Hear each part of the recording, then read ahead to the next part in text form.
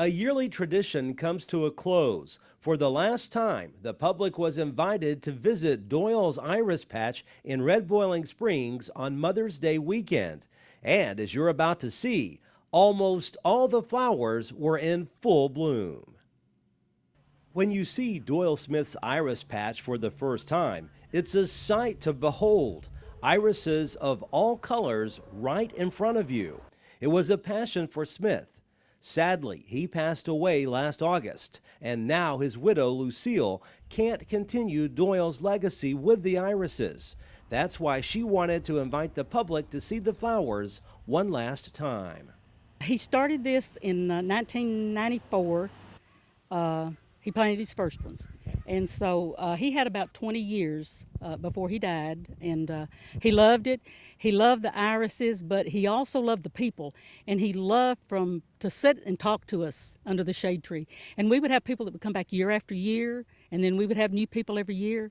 And he just loved it. One of his customers got him started, and he just fell in love with it. And all the rest of the flowers, a lot of them were in the yard, the bushes and everything, but he planted a lot just because I wanted something else blooming when the irises were gone. If he'd had his way, it would have just been nothing but irises. He loved his irises. The minute that Mr. Marshall showed him what he had, he fell in love with them. And I can't really say why. It's a state flower, and it's a beautiful flower. So that's all I know. And as far as the upkeep of it and everything, how difficult was it for him as he got older to keep them looking as nice as they do? Well, his hardest time was when he was still working full time. He had 9 years of retirement, and with those 9 years, he could take care of it. He could have it looking nice. He worked from the time it got warm enough in the spring until it got cold enough to run him in.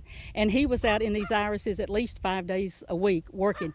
And people would blow at him, they'd pass by and they'd see him always out there working in his irises.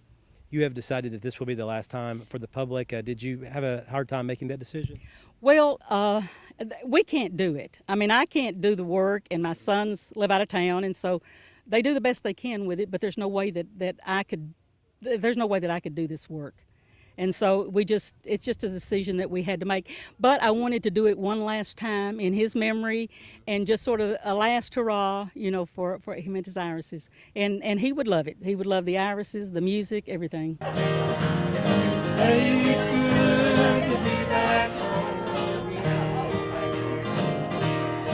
I've heard that music that you're talking about. A lot of laughter too, but in another sense, is this kind of a bittersweet day for you? Well, it is. This for 2 weeks now, since the irises started blooming good, it's been harder for me, I think, than any time since he died, because anytime I look out a window or, I see him, he should be out in the iris field working. And so it's actually harder than it was during the winter for me. But I know he loved it. And I know he would be happy that we're doing this today. I don't think there's any question about that.